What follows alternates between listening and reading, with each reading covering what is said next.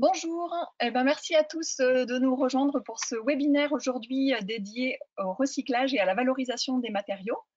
Je suis Christelle Guillon, chargée de mission matériaux et procédés dans la direction innovation de l'Agence régionale de développement économique ADOC.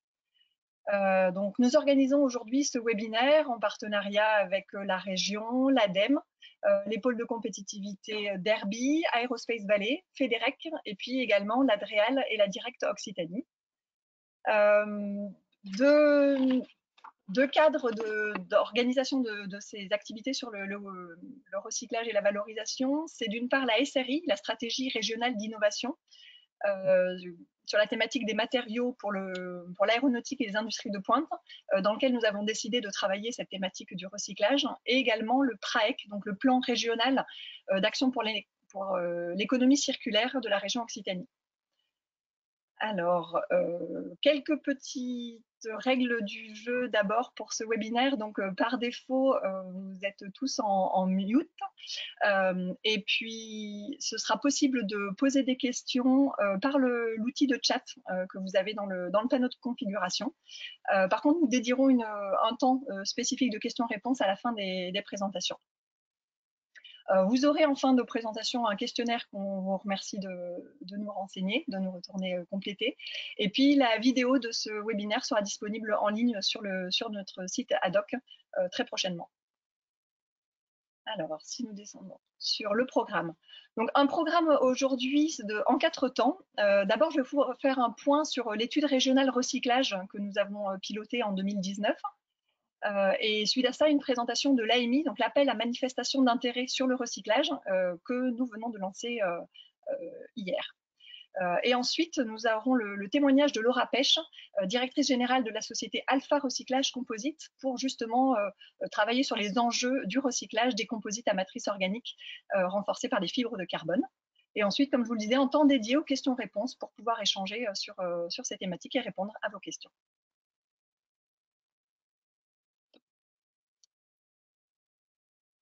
Alors, tout d'abord, le retour sur l'étude stratégique de recyclage des matériaux.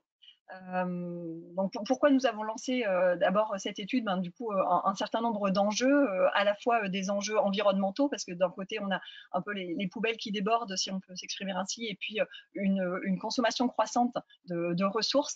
Et donc, même si on a effectivement les leviers de sobriété et de diminution de consommation des ressources, et puis de réparation, de durabilité et de réemploi, il y a aussi cette nécessité pour diminuer les déchets ultimes, se pose la question du recyclage, mais aussi surtout de la valorisation des matériaux recyclés.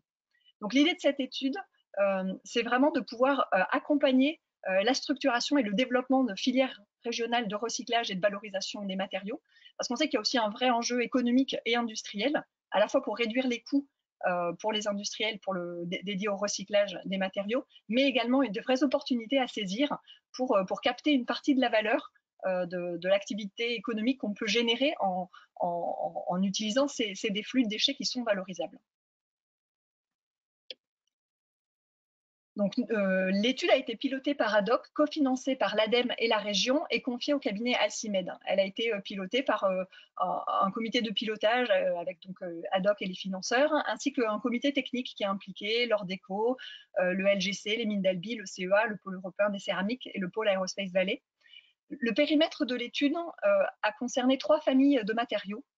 D'abord, des matériaux, les composites à matrice organique, donc des matériaux complexes avec à la fois une matrice de plastique renforcée par des fibres de carbone, de verre, etc. Deuxième famille de matériaux, les matériaux inorganiques. Et troisième famille, les métaux stratégiques, donc qui sont de façon un peu large, à la fois des métaux précieux, des terres rares, des métaux qui sont un peu, voilà, de façon générale stratégiques, avec deux natures de déchets. D'une part, les déchets de production, donc vraiment les chutes liées à la production et à l'utilisation de ces matériaux, mais également tout ce qui est déchets en fin de vie, donc de démantèlement, de déconstruction de produits manufacturés.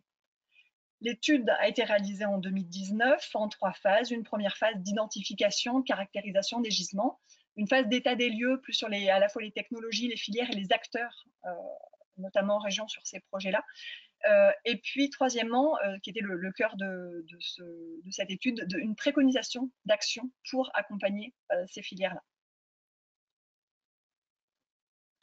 Alors, premier élément, si on commence, un point sur l'identification des gisements. D'abord, donc, les composites à matrice organique à renfort de fibres de verre. Actuellement, les déchets sont surtout issus de la fin de vie de la filière nautisme. Et du coup, la difficulté concerne surtout la collecte, hein, parce qu'une majorité des bateaux est soit un peu disséminée de façon diffuse chez les particuliers ou abandonnée, parce qu'aujourd'hui, le démantèlement est à la charge du propriétaire. Donc c'est aujourd'hui le plus gros déchet qu'on peut considérer. Mais par contre, on s'attend vraiment à ce qu'il soit surpassé par le gisement des déchets liés aux éoliennes en fin de vie. Donc vous voyez un gisement relativement important attendu à la fois en France et en Occitanie, où il y a un vrai enjeu lié à des éoliennes, parce que c'est vraiment une région où il y a une forte diffusion forte utilisation d'éoliennes, et où on arrive déjà avec les premiers parcs d'éoliennes en fin de vie, avec les premiers démantèlements. Donc il y a un vrai enjeu aujourd'hui à se poser la question de la valorisation de ces produits. Mais par contre, une vraie difficulté aujourd'hui de nature plutôt économique liée au faible coût au faible intérêt économique du recyclage par rapport à la valeur initiale de la matière première. Deuxième nature de matériaux, ce sont ensuite les composites à matrice organique à renfort fibre de carbone. Donc typiquement, enfin, en tout cas dans la région basée sur l'aéronautique, le gisement actuel est plutôt lié aux déchets de production, donc plutôt en faible quantité. Bon, là, quelques estimations de l'ordre de 2000 tonnes par an en France et donc quelques dizaines de tonnes en Occitanie. Mais par contre, avec un vrai gisement important attendu à l'avenir, du fait des avions avec près de 50% de CMO qui seront en déconstruction à partir de 2030-2035. Et un intérêt aussi fort en région avec du fait de la présence d'acteurs clés en Occitanie, de différents maillons de cette chaîne de valeur, avec à la fois le démantèlement avec Tarmac Aerosave à Tarbes, expert du démantèlement des avions, et puis des acteurs aussi du recyclage, donc Alpha Recyclage Composite qu'on entendra tout à l'heure, hein, ou bien la société Extractive également. Deuxième famille de matériaux sont les céramiques techniques. Par contre, l'étude a plutôt conclu au fait que ce n'était pas une filière sur laquelle on avait envie d'aller beaucoup plus loin. D'une part, parce que la quantité de déchets de production est très très faible, et le gisement en fin de vie est à la fois très hétérogène et assez compliqué à aller chercher. Et alors de plus, il y a moins de criticité en termes d'approvisionnement, et le matériau étant inerte chimiquement, voilà, on n'a pas choisi de concentrer notre effort de l'étude sur cette typologie de matériaux. Et puis dernière famille de matériaux, ce sont les métaux. Alors, métaux, il y en a eu qui sont relativement larges, à la fois les groupes des platines, certaines terres rares, qui sont du coup plus utilisées avec et puis une hausse des prix en lien avec toutes les applications dans le cadre de la transition énergétique. Également quelques métaux nobles aussi qui ont été regardés. Et là, on voit une focalisation par les applications où on les retrouve. Premièrement, tout ce qui concerne les piles et accumulateurs, où là, c'est une filière structurante avec quelques métaux critiques en termes d'approvisionnement, typiquement le cobalt, qui ont des fortes valeurs ajoutées, et où il y a un vrai enjeu parce que le gisement est vraiment croissant, notamment avec la diffusion des véhicules électriques et hybrides. Et puis, un autre enjeu qui concerne également la collecte. Une autre application, ce sont les catalyseurs, avec des produits de type platinoïde qui sont à forte valeur et qui sont plutôt bien organisés, où la collecte est relativement bien organisée et efficace. Mais par contre, la problématique va plutôt être le fait que le gisement est plutôt décroissant. Les D3E, donc, où le gisement est plutôt dispersé. Les filières REP sont organisées, mais par contre, on va retrouver beaucoup de matériaux et de façon assez diffuse, et du coup, les technologies de recyclage sont d'efficacité un peu plus limitée du fait des faibles quantités présentes. Une autre application qui a été regardée aussi, ce sont les panneaux photovoltaïques, avec notamment les métaux qui sont liés aux composants électroniques. On sait que la filière est bien structurée, qu'il y a une grande usine dans les Bouches-du-Rhône, mais par contre, cette année a été aussi menée une étude sur la filière solaire en région Occitanie et qui a conclu à l'identification d'un vrai projet à mener dans ce thème-là pour faciliter l'émergence d'acteurs du traitement des panneaux photovoltaïques. Après cette étape d'identification et de caractérisation des gisements, l'étude a travaillé à se focaliser sur 2 filières sur lesquelles travailler de façon plus précise, avec, on va dire, 2 grands critères pour sélectionner ces filières. D'une part, l'enjeu régional pour la valorisation du gisement. Donc, c'est vraiment quelle est la taille du gisement actuel, mais surtout quelle est la taille qui potentiellement collectable dans les années à venir, et la criticité des matériaux, et puis le potentiel de marché ciblé. Et en plus de l'enjeu régional, c'est également les capacités régionales pour valoriser ce gisement. Donc à la fois en termes de niveau de maturité, de structuration de la filière de valorisation, et puis les atouts de la région pour accéder à cette filière. Et à travers ces critères, 2 filières ont été sélectionnées. Donc les composites à matrice organique renforcée avec des fibres de carbone, d'une part, et puis les piles et accumulateurs, d'autre part. Donc sur chacune de ces 2 filières, en termes de méthodologie, a été organisé un atelier avec des acteurs à la fois académiques et industriels représentant un peu la chaîne de valeur en région de ces filières, pour travailler sur les atouts et les enjeux et faire émerger un peu des préconisations d'action pour accompagner ces filières-là. Ce qu'on peut conclure, c'est que donc, typiquement sur les CMO à fibre de carbone, voilà, donc il y a un potentiel marché applicatif qui est très varié, donc un domaine d'utilisation des matériaux recyclés qui peut être très large, mais par contre un vrai besoin préalable de démontrer les capacités des fibres recyclées à répondre aux besoins de ces marchés visés. Il y a des vraies capacités régionales, donc avec des acteurs régionaux un peu sur toute la chaîne de valeur dont je vous parlais tout à l'heure, d'un côté de la partie démantèlement avec Thermac Aerosave, des industriels recycleurs, mais également de forts atouts en R&D qui permettent d'accompagner les développements nécessaires. Les enjeux donc, concernent vraiment l'aspect émergence et projet de démonstration des propriétés des pièces qui intègrent des fibres recyclées. Un autre enjeu également qui a été identifié, c'est d'animer dans la durée toute cette chaîne de valeur pour vraiment soutenir la structuration d'une filière qui est naissante, de vraiment se faire se rencontrer et travailler ensemble de façon collaborative les acteurs plutôt ceux qui apportent les produits entre guillemets déchets, les recycleurs et puis ceux qui vont pouvoir utiliser cette matière recyclée. Et puis pour le plus long terme, un autre enjeu également, sécuriser le gisement en fin de vie. En ce qui concerne les piles et accumulateurs, on a fait le même exercice entre guillemets de réunir un atelier avec les acteurs de la chaîne de valeur. On a des produits à valoriser à forte valeur ajoutée, comme le cobalt, métal critique avec à la fois un fort enjeu stratégique et puis des fluctuations des cours importantes. Comme je vous disais, un gisement vraiment en forte croissance en lien avec la hausse du marché des véhicules électriques. Et puis également des acteurs régionaux fortement positionnés et reconnus sur ce domaine-là. Donc à la fois que ce soit la SNAM à Viviers qui fait le traitement des accumulateurs lithium-ion, et également de grandes compétences académiques qui travaillent justement sur ces valorisations. Bon, par contre, effectivement, il n'y a pas en région Occitanie de grands fabricants de batteries. Il y a encore un certain nombre d'enjeux, à la fois en termes de R&D pour optimiser les rendements d'extraction, travailler également sur la collecte ou sur le tri pour avoir des produits plus homogènes à valoriser.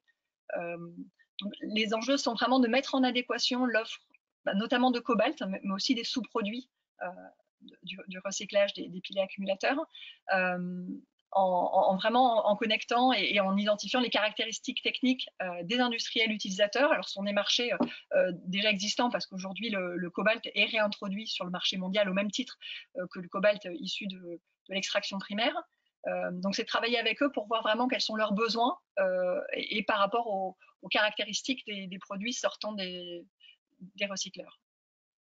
Un enjeu aussi de synchroniser ce qui se fait en région avec des initiatives qui peuvent être prises à la fois en France et en Europe, où le sujet des batteries est fortement travaillé.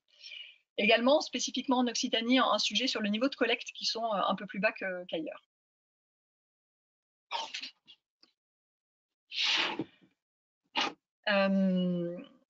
Donc, il y a un certain nombre d'actions qui ont été proposées sur ces deux filières-là. Si on les rassemble, en gros, on a quelques actions assez communes aux deux filières. D'une part, il s'agit de faire le lien avec du coup les coordinateurs des initiatives qui sont plutôt au niveau national ou européen. Au niveau national, typiquement les contrats de filière. Ce qui avait été préconisé aussi par l'étude, c'est de lancer un AMI, donc un appel à manifestation d'intérêt, pour des projets qui accompagnent du coup le développement des procédés, la démonstration des capacités des produits recyclés à être intégrés dans de nouveaux produits. Une autre action préconisée est l'organisation d'une journée recyclage matériaux, permettant de se faire se connaître les acteurs régionaux et pour qu'ils puissent travailler ensemble et vraiment connecter les différents maillons de ces chaînes de valeur quand ils ne se connaissent pas. Donc, idéalement, sous la forme de rendez-vous B2B. Il nous est également conseillé d'organiser un groupe de travail spécifique sur le recyclage des composites à matrice organique pour une animation sur le long terme, parce qu'on voit que les enjeux vont évoluer, mais pour accompagner dans la durée les acteurs de ces filières à se structurer ensemble. Et puis donc plus spécifiquement sur les pilets accumulateurs, un travail sur la valorisation du cobalt et des autres sous-produits, ainsi que sur la collecte des pilets accumulateurs. Donc je tiens du coup vraiment à remercier à la fois Alcimed, tous les partenaires qui ont travaillé dans le cadre de ce comité technique, de ce comité de pilotage, ainsi que tous les acteurs régionaux et nationaux qui ont été interviewés dans le cadre de cette étude et qui ont permis de participer à ce travail d'analyse et de construction d'actions. Maintenant, une fois qu'on a ces préconisations d'action, ce qui est intéressant, on avait prévu de lancer deux chantiers un peu en parallèle. D'une part, l'organisation d'une journée recyclage sur les matériaux pour du coup, ce qu'on disait, mobiliser et se faire se rencontrer les acteurs régionaux. Et bon, bien sûr, vu le contexte, on a été obligé de changer un petit peu le format. Et c'est pour ça qu'on vous propose aujourd'hui ce premier temps dédié au recyclage dans le cadre de ce webinaire. Par contre, on est clairement conscient qu'il serait nécessaire d'aller plus loin et de vraiment avoir l'occasion de faire se rencontrer de façon plus concrète les différents acteurs. Et on souhaiterait vous proposer en fin d'année des rencontres B2B en physique. Donc, on vous demandera si votre intérêt pour une telle manifestation dans le cadre du questionnaire qui vous sera envoyé en fin du webinaire. Et puis donc également avec tous les partenaires de cette journée, du coup on lance dès maintenant un AMI et donc du coup je vais vous le présenter dès maintenant. Donc voilà, donc deuxième action préconisée dans le cadre de cette étude, c'était l'organisation d'un appel à manifestation d'intérêt. Pourquoi? C'est qu'on voit du coup qu'il y a encore un certain nombre d'enjeux en lien avec le recyclage et la valorisation des matériaux. Que ce soit à la fois l'optimisation des procédés de recyclage, l'augmentation aussi de la valeur des matériaux recyclés, et puis également tout ce qui peut démontrer les propriétés ou améliorer ces propriétés pour accélérer l'intégration des matériaux recyclés dans des nouveaux produits. Donc cet AMI a vraiment l'objectif de favoriser l'émergence, la structuration et la concrétisation de projets que vous pouvez être amené à vouloir porter. Cet AMI ne garantit pas un financement de ces projets, mais par contre vraiment un accompagnement à la structuration et le fléchage des projets vers des dispositifs de financement les plus adéquats. Donc, je vous rappelle les partenaires de cette AMI, donc ADOC, la région Occitanie, l'ADEME, également les pôles de compétitivité, Aerospace, Derby, Federec, l'Adréal et la Direct. Le périmètre qui a été retenu pour cette AMI, en termes de matériaux, ce sont les composites à matrice organique à fibre de carbone, les composites à matrice organique à fibre de verre, donc typiquement ceux issus des pales d'éoliennes, et les métaux stratégiques, et notamment effectivement celui sur lequel on a fait un zoom dans le cadre de cette étude, qui sont les piles et accumulateurs.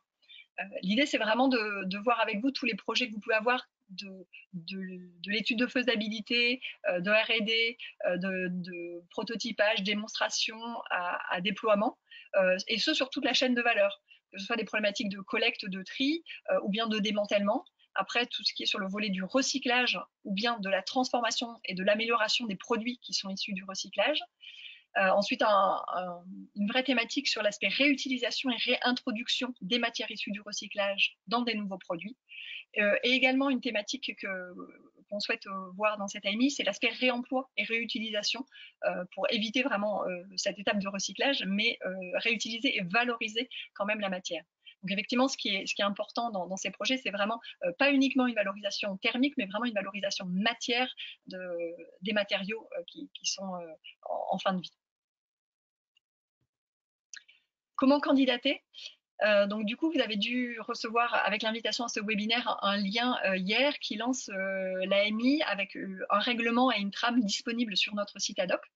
Donc nous vous enverrons le lien avec du coup voilà une trame à renseigner pour décrire votre projet, les partenaires et à renvoyer à cette adresse mail ami.recyclage@agence-adhoc.com qui flèche vers mon adresse mail et celle de mon collègue Éric Papin, situé à Montpellier.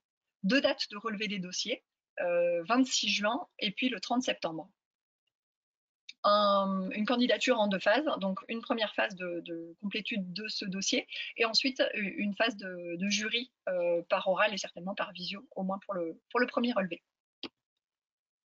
Les critères qui seront regardés, donc c'est du bar que sont attendus des candidats domiciliés en Occitanie, à la fois entreprises ou organismes de recherche, et des projets individuels ou collaboratifs, mais dans le cadre collaboratif, qui seront portés par une entreprise.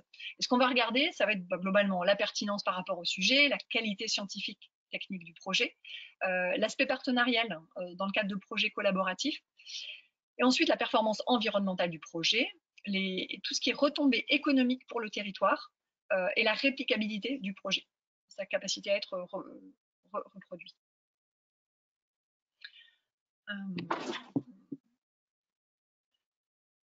Donc, ce que je vous disais, c'est qu'en ce moment, il y a pas mal de... L'idée, c'est de vous orienter également vers les bons dispositifs de soutien financier qui existent. Et juste pour illustrer, mais de toute façon, vous pourrez avoir ces liens avec le support de présentation. C'est juste pour vous montrer, mais je ne rentrerai pas dans le détail, qu'il y a pas mal de dispositifs ouverts en ce moment. D'une part, des dispositifs qui sont non spécifiques au recyclage, typiquement les passes sur les volets innovation, les contrats innovation, les PIA3 régionalisés. Et du point de vue de l'ADEME, il y a aussi le plan déchets économie circulaire pour des soutiens aux études, à l'animation et aux investissements, donc qui vont eux être gérés au niveau régional. Donc ça, ils seront non spécifiques au recyclage. Et il y a aussi tout un certain nombre d'appels à projets qui citent explicitement les thématiques du recyclage et de la valorisation des déchets. Donc que ce soit dans l'appel à projet RIDINOV de la région, donc des projets innovants collaboratifs impliquant des PME, où est vraiment cité le recyclage et la valorisation des déchets. Mais également au niveau de l'ADEME, dans le cadre du PIA, le concours innovation vaccin qui est ouvert qui a été prolongé jusqu'au 1er juillet, ou l'appel à projet d'ETIGA économie circulaire qui est ouvert jusqu'à fin janvier 2021. Et un autre appel à projet aussi du DG Trésor pour des solutions innovantes orientées vers l'export. Donc, que vous ayez en fait déjà identifié un dispositif de financement vers lequel vous souhaitiez postuler, ou bien que vous ayez juste le projet mais que vous souhaitiez voir justement quels peuvent être les bons dispositifs, n'hésitez pas du coup à répondre à cette AMI.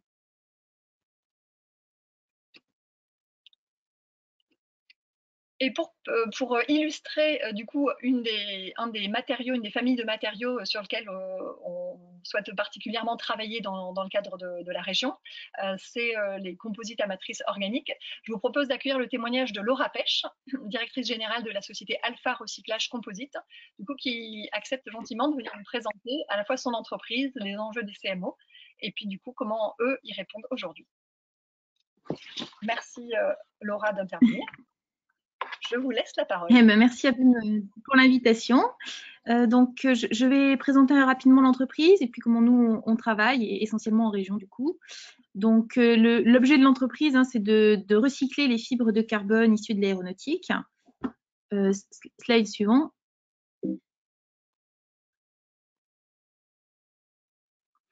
Donc, sur les enjeux, nous, qui ont été identifiés depuis maintenant plusieurs années, le premier, c'est qu'il y a un vrai gisement de fibres de carbone et qui est plus accessible que certains gisements comme la fibre de verre, car relativement regroupé sur certains acteurs.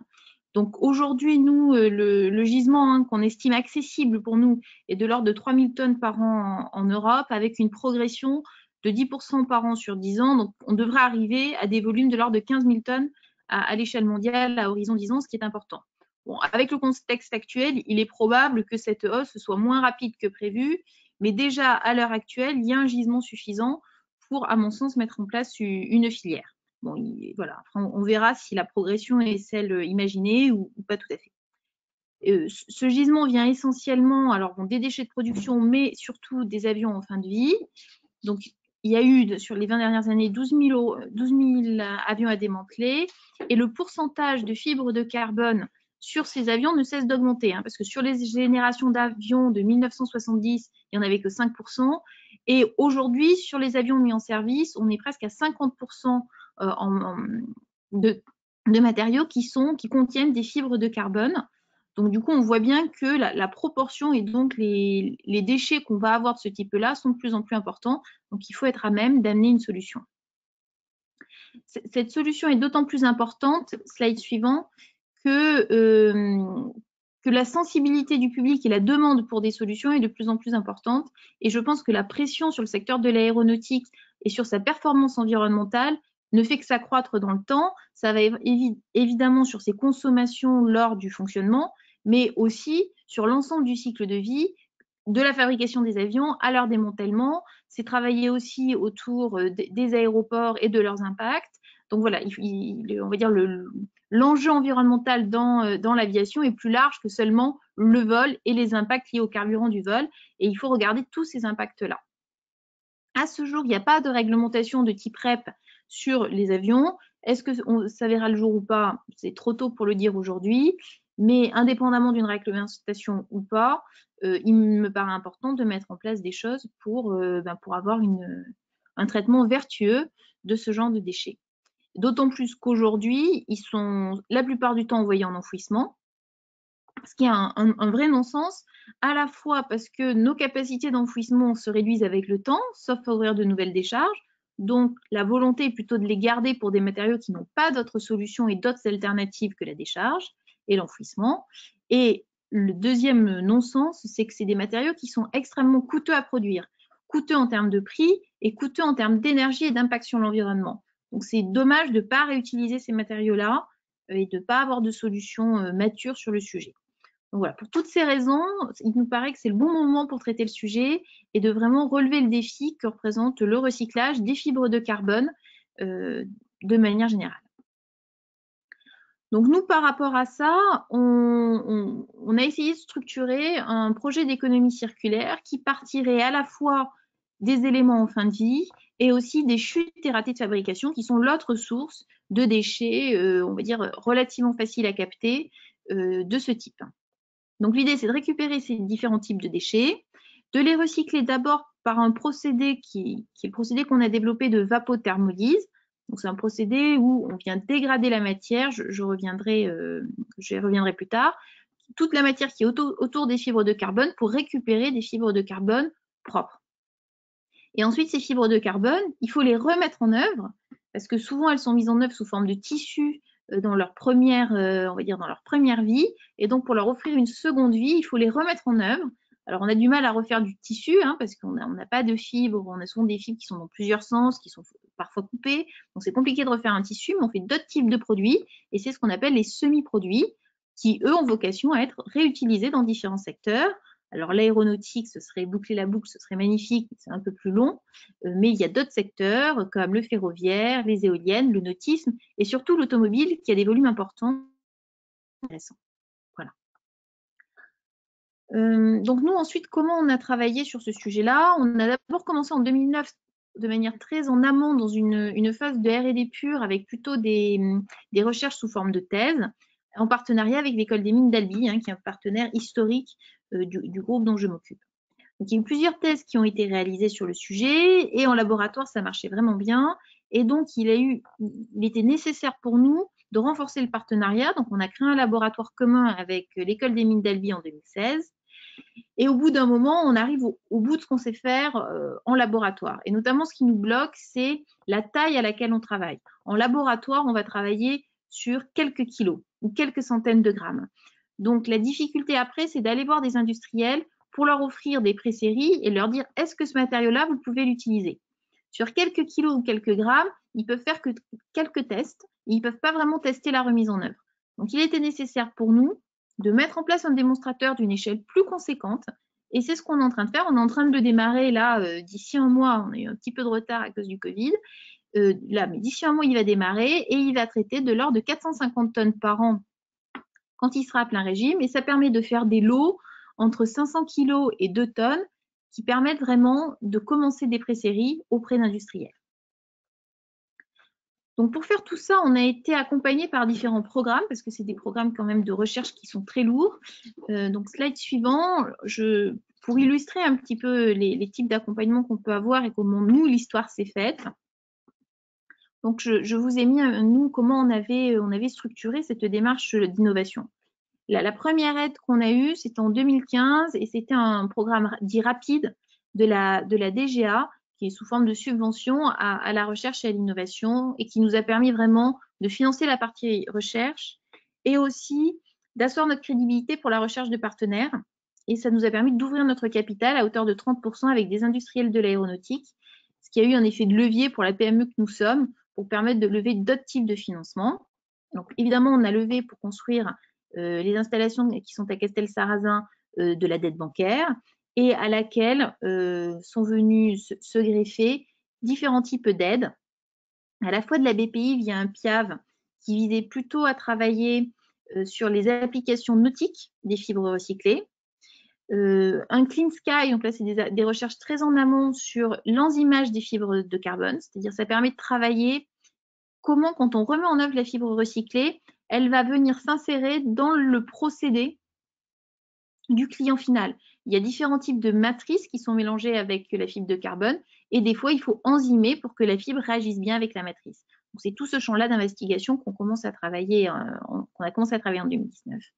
Et surtout, on a eu une aide très significative de l'ADEME qui nous a permis vraiment de conforter notre programme d'investissement et de le rendre possible sur le site de Castel-Sarrazin. Parce que changer d'échelle, entre l'échelle laboratoire et une échelle de démonstrateur industriel, c'est toujours très difficile. Ça demande beaucoup de fonds propres et c'est des technologies qui consomment beaucoup de fonds propres parce que c'est des investissements qui sont chers, qui sont rentabilisés dans le temps. Donc, du coup, c'était très bien de pouvoir avoir cette aide à l'investissement de l'ADEME, sans quoi ça aurait été difficile pour nous de faire ces installations-là et de faire ce saut pour permettre la qualification des produits recyclés, ce qui est le but du jeu. Donc voilà un petit peu, on a été accompagné du coup au fil du temps. On a également fait ce qu'il fallait en termes de capital pour renforcer nos capitaux propres et en termes de dette bancaire également. Voilà, mais c'est important pour nous d'avoir des relais comme ça parce que ça permet aussi de travailler avec d'autres partenaires industriels, de monter des projets et donc finalement d'avancer ensemble dans le temps et c'est ça qui est important pour nous à notre sens. Voilà. Donc ensuite, je vais vous parler un petit peu plus précisément du procédé, donc comment on passe du matériau composite à la fibre recyclée. Donc nous, on a développé un procédé de vapothermolyse. Donc vapo parce qu'il y a l'utilisation de la vapeur d'eau et thermolyse parce qu'en fait, il y a une action où on chauffe le matériau composite. Donc le matériau composite, je vais faire des rappels, il est composé généralement d'un tissé de fibres de carbone qui est imprégné avec une résine et l'ensemble est cuit. Donc la résine et les fibres sont extrêmement solidaires et c'est ce qui donne les propriétés mécaniques aux matériaux, tout en étant très léger. Donc pour recycler les fibres de carbone, il faut venir casser toutes les liaisons entre les fibres et la matrice. Donc on vient casser ces liaisons dans notre procédé avec deux actions, l'action de la chaleur d'une part et de la vapeur d'eau d'autre part. Et du coup, on casse toutes ces petites liaisons, on libère la matrice qui part sous forme gazeuse et qui du coup est aspirée puis traitée. Et ce qui reste à la fin dans le réacteur, ce sont les fibres. Et vous avez sur la gauche les photos des fibres de carbone après evapothermolyse. Et vous voyez qu'elles sont à la fois très libres et très propres sur leur surface, qui montre que toute la résine a bien été enlevée. Voilà. Donc, ce qu'on rend nous dans notre réacteur, c'est des composites à fibres de carbone. On y rajoute de la vapeur d'eau, on chauffe et on récupère en sortie des fibres de carbone propres et un gaz de thermolyse. Voilà. C'est un procédé qui s'inspire un petit peu du procédé qu'on a mis en œuvre sur les pneumatiques usagées dans le Jura. Donc, c'est le même principe qu'on a adapté pour les fibres de carbone. On l'adapte sur des réacteurs qui sont par batch, c'est un peu comme utiliser un four, et en fonction du type de matériaux que l'on a, on utilise des conditions dans le four qui sont un petit peu différentes pour être sûr de dégrader la résine sans abîmer les fibres. Voilà pour le procédé. Alors ensuite, sur la partie produit. Donc la difficulté quand on sort de notre four, c'est qu'on va avoir des fibres qui sont un peu orientées dans tous les sens, parce que ça dépend de la pièce qu'on a eue initialement. Donc, ce qu'on fait, c'est qu'on prend ces fibres sorties du four. Généralement, on les met en dimension, c'est-à-dire qu'on les recoupe pour avoir quelque chose d'homogène. Et ensuite, on a différentes possibilités de remise en œuvre. On a d'abord des possibilités qui sont liées en coupant très, très court les fibres. C'est les fibres courtes. Ensuite, on va mélanger les fibres à du compound et ça va faire des petites billes qui sont propres pour des applications de compoundage, d'injection ou de moulage. Une autre voie, c'est de couper ces fibres de manière un petit peu plus longue, moins courte, et donc de les utiliser directement, et c'est la photo que vous avez en deuxième point. Et la troisième option, c'est de couper ces fibres, toujours d'une manière relativement longue, puis de les carder. Donc c'est comme un procédé de tissage, sauf que ce n'est pas vraiment un tissé, c'est plus un feutre. Et c'est la troisième photo. Donc là, ça vous donne plutôt des rouleaux de produits de fibres recyclés sous forme de feutre que vous pouvez déplier pour ensuite faire des pièces, généralement sous forme de plaques, qui sont moulées. Et les tests qu'on a, nous, aujourd'hui en cours sur ces matériaux-là, sont essentiellement pour le nautisme ou l'automobile. Ça permet de faire des plaques qui sont très légères et résistantes. Donc ça, c'est l'intérêt de ce produit-là. Voilà. Nous, aujourd'hui, dans le cadre de ce qui a été présenté par Christelle, ce qui est important pour nous, c'est d'identifier des gens et des partenaires qui seraient prêts à déposer des projets avec nous sur ces produits-là ou sur d'autres. Mais l'idée, c'est d'adapter nos produits. Là, aujourd'hui, je vous ai exposé ce que nous, on avait à ce jour. Mais voilà, demain, on peut en avoir d'autres. Ce qui compte, c'est de mettre nos produits et ce qu'on est capable de faire en regard des besoins des gens qui peuvent le mettre en application. Peu importe le secteur, finalement, que ce soit sur l'énergie, du ferroviaire ou du nautisme, nous, on sait s'adapter. On sait à la fois s'adapter dans notre modalité de traitement et dans notre modalité de remise en œuvre.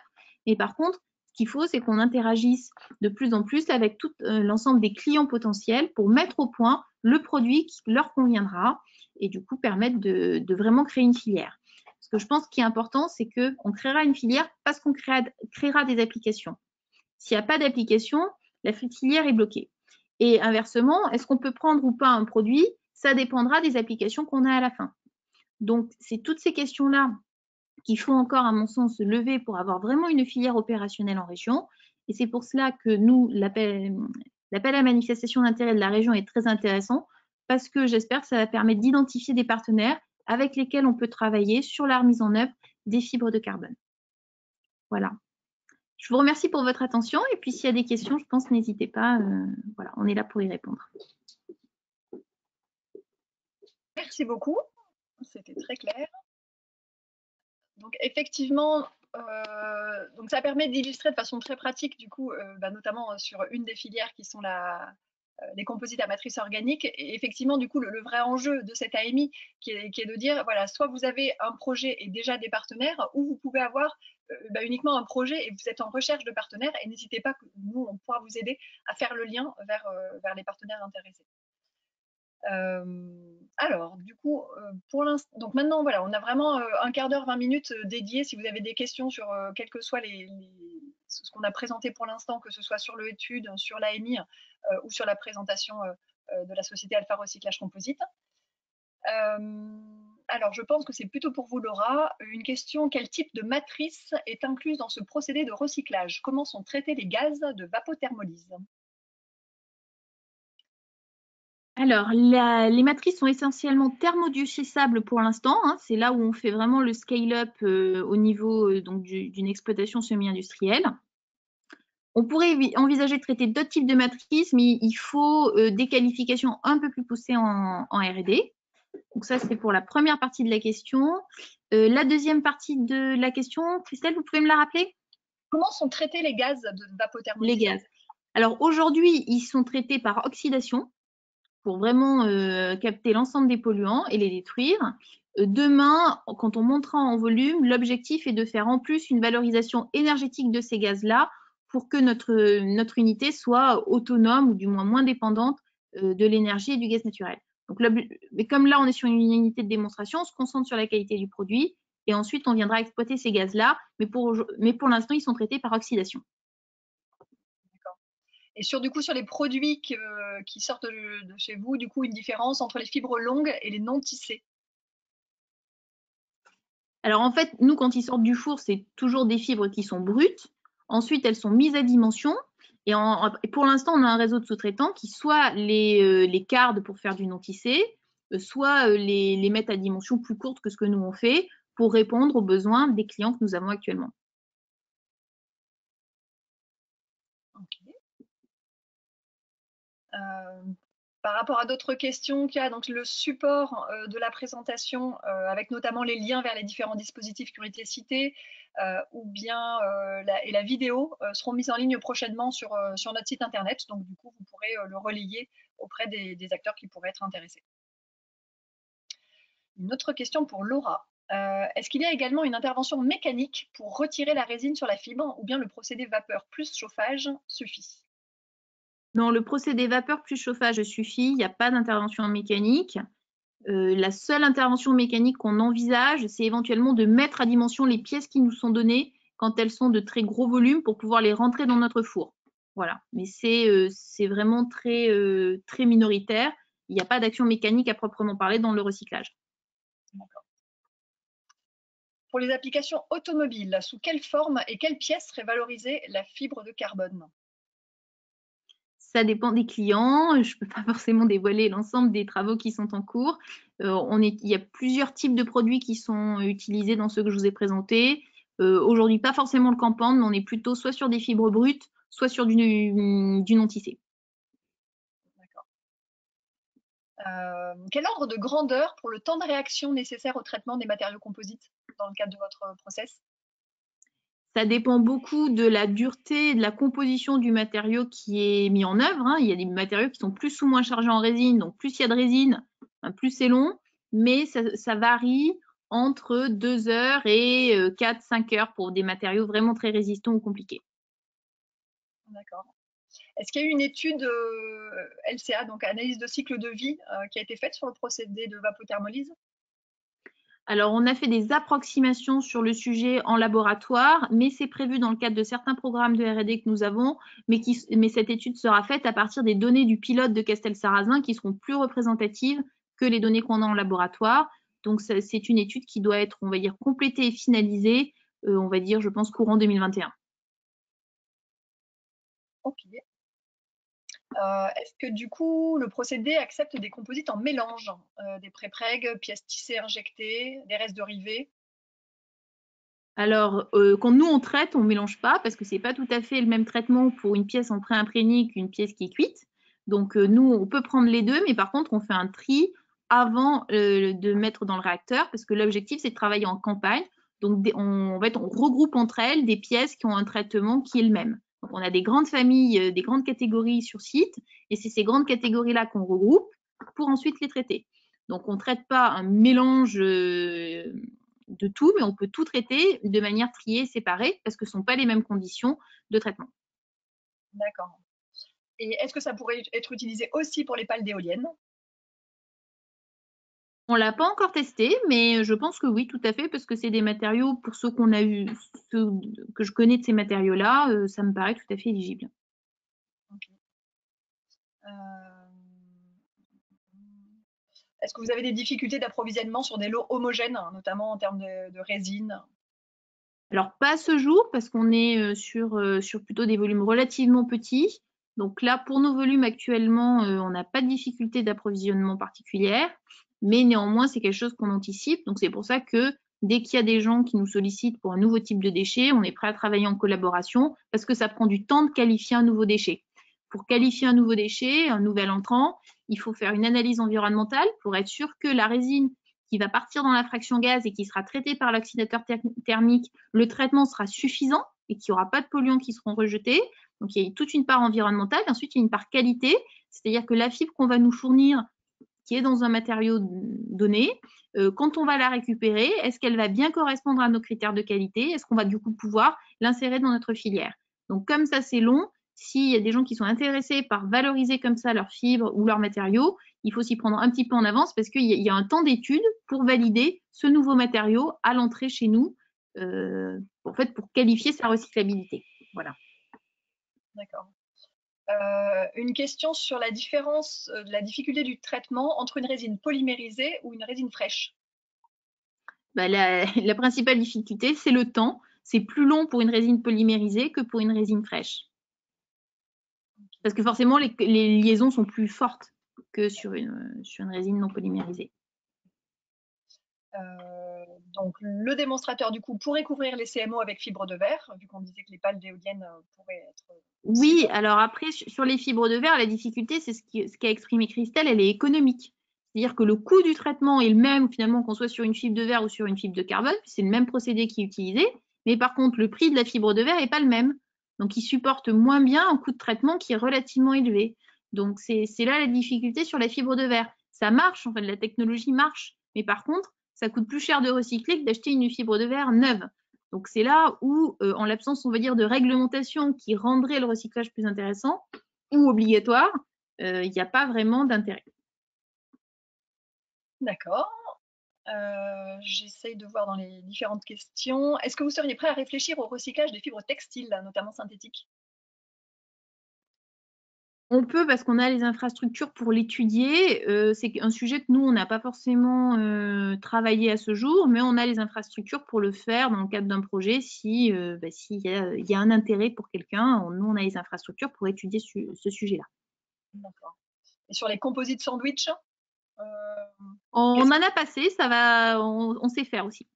d'accord. Et le Voilà, ça, noyau? pour le coup, on l'a testé parce que c'est quelque chose de relativement courant dans le secteur de l'aéronautique, qui est quand même un de nos secteurs privilégiés. On l'a testé, ça fonctionne bien.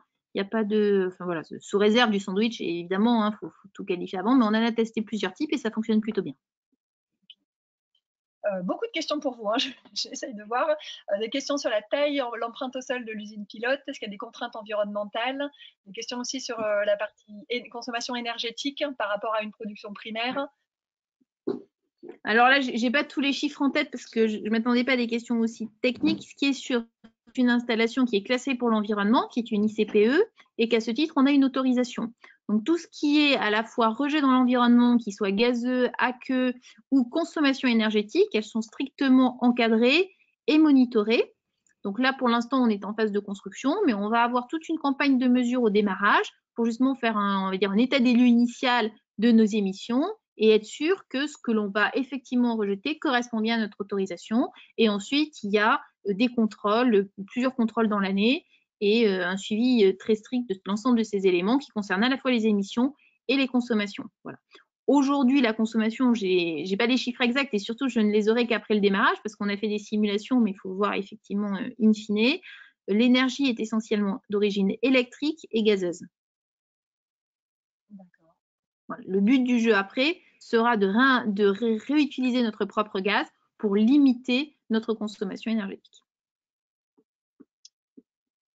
Quelques questions. Alors, oui, non, une dernière, plus technique encore sur la production de pièces semi-finies. Est-ce que ça pourrait s'étendre sur la production de bobines de fibres de carbone recyclées?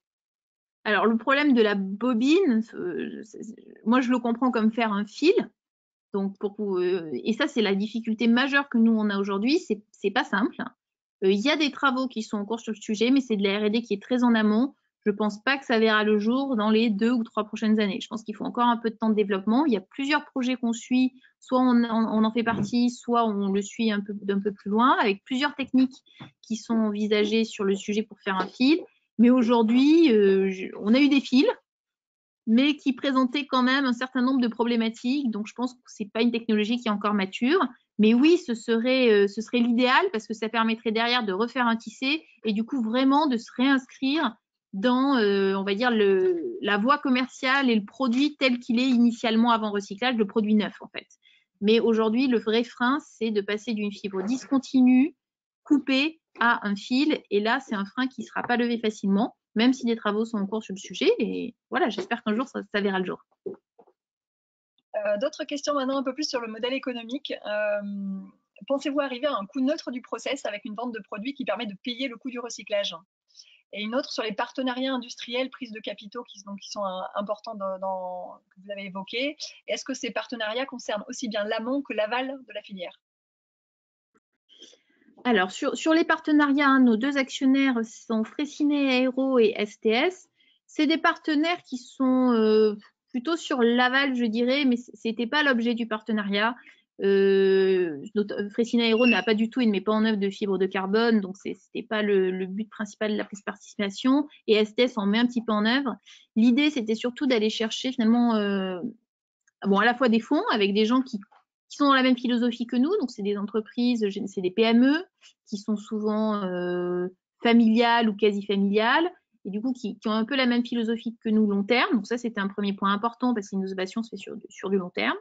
Et la deuxième chose qu'on est allé chercher avec ces partenaires-là, c'est une connaissance et une compétence sur le monde de l'aéronautique qui n'est pas notre monde, parce que moi, je viens plutôt de l'environnement, et c'est 2 mondes quand même très différents. Donc, c'était chercher des compétences matériaux et aéros. Et c'est ce que nous ont amené au conseil d'administration nos 2 actionnaires. Voilà.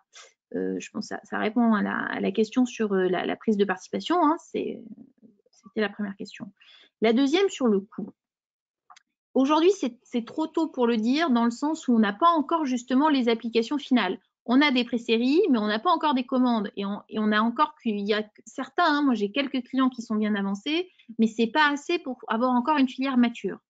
Donc pour pouvoir donner, on va dire, le schéma global de la filière, c'est un peu tôt. Après, moi, de ce que je connais des autres filières, la difficulté pour un produit recyclé, c'est que le coût du recyclage peut parfois être aussi élevé que le coût de production du produit neuf.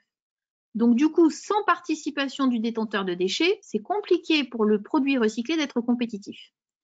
Donc, il faudrait, pour que ce soit possible et que ce soit, on va dire, à coût zéro pour celui qui détient le déchet, il faudrait soit que les prix des matières premières flambent. Dans le cadre de la fibre de carbone, je ne suis pas sûre, le cours du pétrole. Soit qu'il y ait on va dire, une incitation quelque part à utiliser un produit recyclé. Mais généralement, le coût de recyclage n'est pas moins cher que le coût de production à neuf. Donc du coup, et pourtant la remise en œuvre est des fois un peu plus difficile. Donc pour le client final, pour qu'il ait un intérêt à utiliser le produit recyclé, il faut qu'il soit moins cher. Et pour être moins cher, souvent, il faut une participation de celui qui détient le déchet. Voilà. Mais en même temps, c'est compliqué d'être à la fois beaucoup plus vertueux et beaucoup moins cher. Voilà, quand vous achetez un produit bio en magasin, vous acceptez généralement de le payer un petit peu plus cher.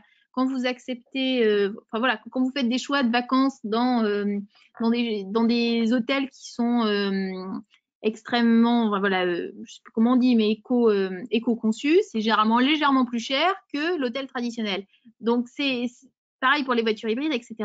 Donc à un moment, il y a un coût. On va dire être vertueux en environnement, ça a un coût, et à un moment, il faut qu'il soit partagé sur l'ensemble de la filière pour que, in fine, pour le client final, utiliser un produit recyclé soit moins cher et soit attractif. Parce qu'on n'y arrivera pas si le produit recyclé est plus cher que le produit neuf. D'une part, parce que ça demande de l'effort de changer sa conception, de changer sa mise en œuvre pour utiliser un produit recyclé. Donc, il y a cet effort-là pour le client final. Si en plus il paye le produit plus cher, jamais il fera cet effort. Et ensuite, voilà, il y a toute une filière à mettre en place avec des acteurs. Nous, on n'est qu'une partie de la filière. Il y a la collecte, il y a le traitement que nous on fait, ensuite il y a la remise en œuvre. Il peut y avoir plusieurs étapes de remise en œuvre. Donc, il faut payer toute cette filière-là. Donc, un coût zéro, pour moi, c'est un objectif, parce que je pense qu'effectivement, à terme, on peut y arriver quand il y aura des volumes significatifs et qu'il y aura une pratique des industriels. Mais au début, c'est compliqué d'amorcer une filière de suite à coût zéro. Vous pouvez même remettre votre caméra pour Ah certains. oui, tout à fait. Et du coup, est-ce qu'il y a des évolutions de la réglementation qui sont envisagées à l'échelle nationale ou européenne? Est-ce que vous savez à la fois quel levier réglementaire il faudrait et quelles sont les évolutions qui sont pressenties un peu?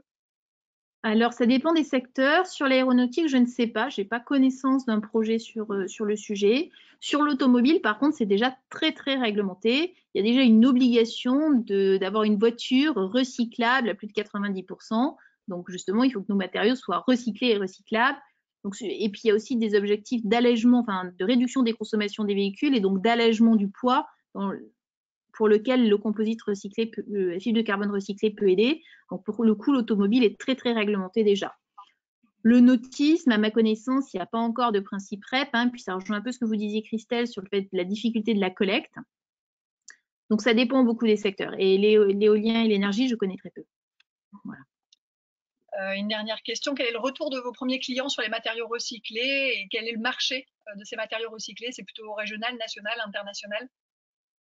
Alors nous, on cherche plutôt en national, mais après, c'est souvent des entreprises qui ont une implantation internationale, donc ça permettrait de se déployer. Mais par contre, on recherche plutôt des applications nationales dans le sens où après, c'est un produit, si en plus on vient rajouter derrière le coût de transport, ça ne nous aide pas. Donc c'est pour ça qu'on cherche plutôt des applications nationales, mais avec des entreprises qui sont très souvent internationales. Et nous, aujourd'hui, les filières qui sont les plus avancées sont le nautisme et l'automobile pour le réemploi de fibres recyclées. Merci.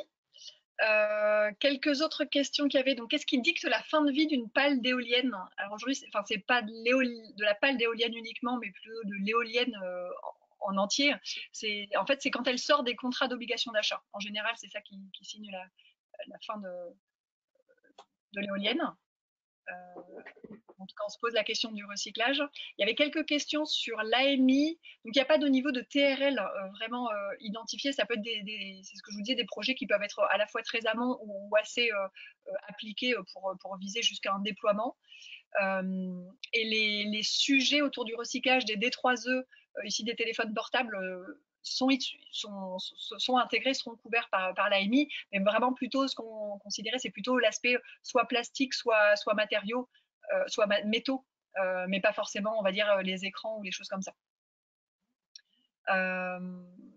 Et donc effectivement, l'AMI, c'est vraiment à la fois un guichet d'entrée pour identifier les projets, et puis du coup un levier pour ensuite vous accompagner. Et l'idée vraiment de regrouper tout un comité dans le cadre de ce jury, c'est vraiment de rassembler les différents financeurs et les différents pôles de compétitivité qui peuvent vous accompagner pour trouver au mieux les bons partenaires et les bons financements. Il est midi pile, le flux de questions se ralentit un peu. Si jamais vous avez d'autres questions, n'hésitez pas, vous pouvez nous contacter. Donc, mon collègue et moi, je vous mets les adresses mail, on vous répondra et on essaiera d'apporter des réponses par la suite. Vraiment un grand merci à vous, Laura, d'avoir accepté de témoigner et de répondre à toutes ces questions pendant ce webinaire.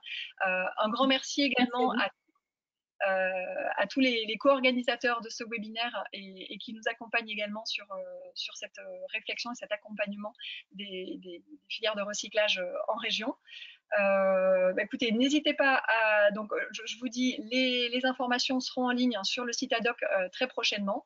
Et si vous souhaitez plus d'informations, n'hésitez pas à entrer en contact avec nous. Je vous souhaite une très bonne journée et puis peut-être à bientôt. Au revoir.